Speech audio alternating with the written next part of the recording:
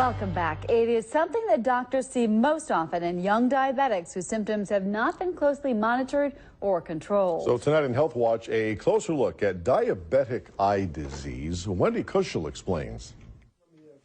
Glaucoma specialist Dr. Joseph Berman and vitreoretinal surgeon Brian Perkovich with Aurora Baycare recently teamed up to care for Brandon Tangway of Marinette. I wasn't taking care of myself the way I should have been. He's been diabetic since he was 9. It started out with just the white spot in my right eye, and I came down here and he took a look in my eyes and realized just how bad everything was, and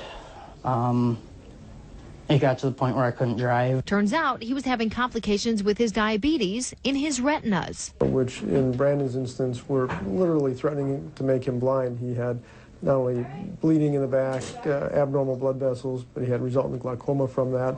And so we needed to get several of us involved in trying to combat that scenario. Used laser to try to control the abnormal blood vessels in the back of his eye. Surgery to remove scar tissue and injected medication to control swelling. Dr. Perkovich says his pressure after revising his tube shunt and picking appropriate medications has stabilized and is in a range that is healthy for his eye.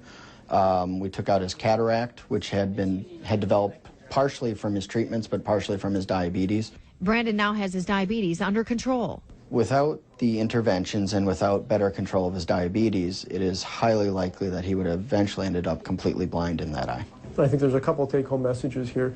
One, that if you're diabetic, the importance of controlling your blood sugars, your blood pressure, your cholesterol are really paramount to trying to delay or prevent these sorts of complications.